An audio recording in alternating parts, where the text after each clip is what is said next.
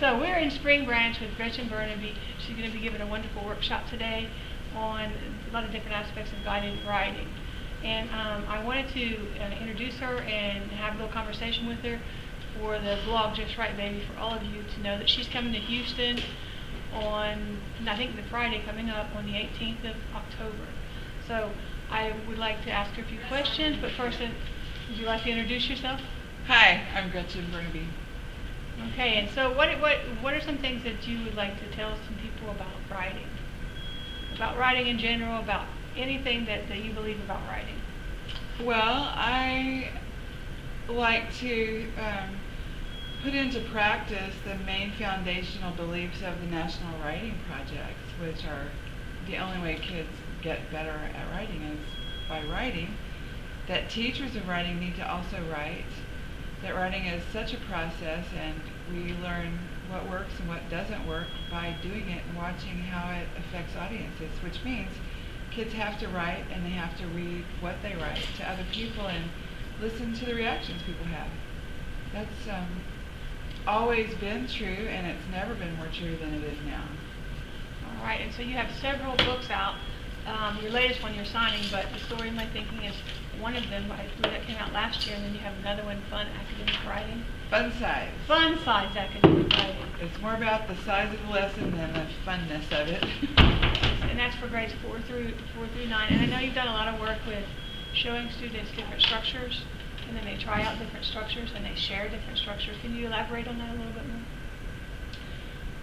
Well, sure. Every piece of discourse, whether it's spoken or in writing, every message delivered from one person to another has a structure of some kind.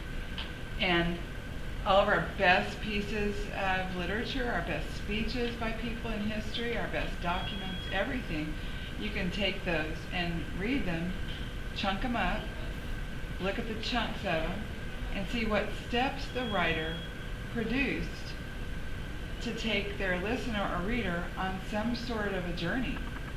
So if we identify those and use those steps, we can use those not just to understand what they said, but step in the same steps ourselves as writers and borrow those structures to accomplish our own messages in ways that we maybe didn't consider before.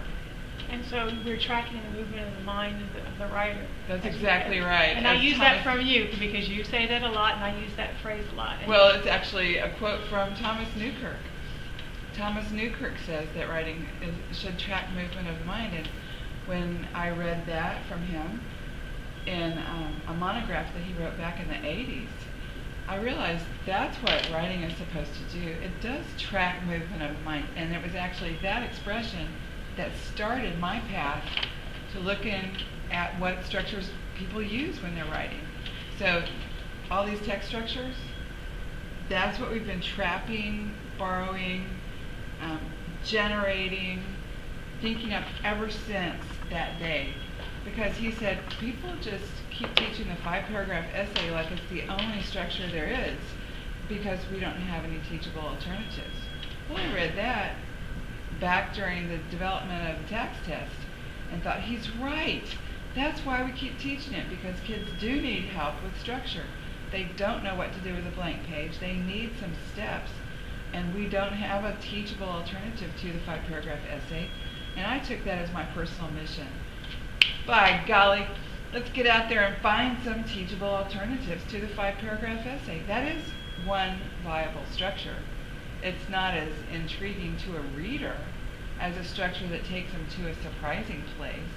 You know, with the 5-paragraph structure, it's an intro, 3 body paragraphs, and a conclusion. And the conclusion, what does it do? It usually restates the intro. It doesn't have any surprises in it for a reader. And so they're not very interesting to a reader. That's why Barnes & Noble doesn't really sell that many 5-paragraph essays. You don't see them in magazines. You don't see them out in the wild. You don't see them anywhere where people are reading on purpose. And so trying to find some structures that would enable kids to, with the guidance of the 5-paragraph essay, with that much guidance step by step, they could put themselves on the step-by-step process through just a little bit of practice And see, there is a wealth, a range, a world variety of structures. And they can pick and choose structures to support their own purposes, which they certainly have purposes. And they also, like you said, they create their own. Because I've used a lot of your Mhm. work within the classrooms as well. And they learn these structures, they try out and play around with these structures, and then they make up these wonderful structures of their own. A lot of these have student names on them. Yes. Because they are structures that students created. A lot of high school students were creating those structures, but anybody could. Right, and so then it helps them realize, oh, hey, I can write, I can create, and then I can analyze reading. Mhm. It will help me become a better person where I can analyze what I'm reading in like you say, skin slippage. Slip into the mind of that writer, that author, and understand it from their point of view, Mhm. which is a lot of the start. Kernel essays, or whether they're looking at another piece of writing, they're looking at those text structures, and it has a great connection to reading. So, and it all goes back to what you were saying with tracking the movement of the mind, and that's where it started for you. Yes. Tracking the movement of the mind.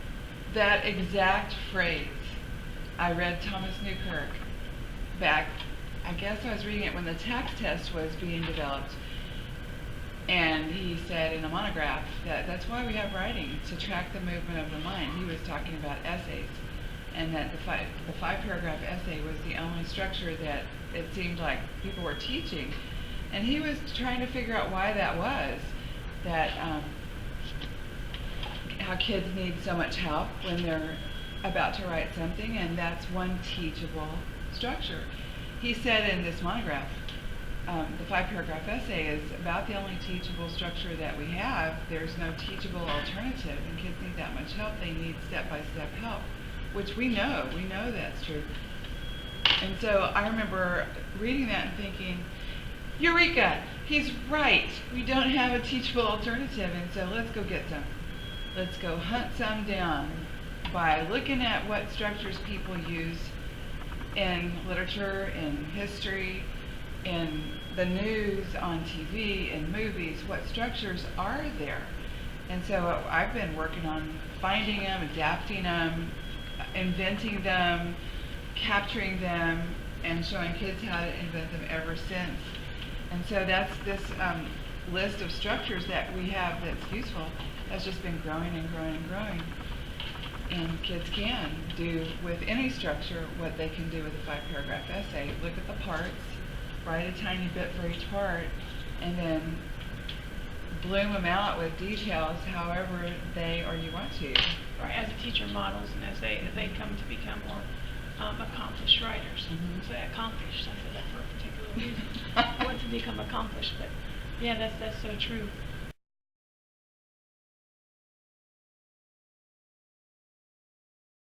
I want to thank Gretchen for coming to Spring Branch to share her research, because this is research, and you've done a lot of work with students. It's not just, okay, I think this is true. You know it's true because of the research you've done with students, but also all the studying different writing gurus and going through, like you said, from the National Writing Project and other places like that. So There's a lot, there's so much good work going on across the country, and if we are involved in conversations with each other, we all get so much better.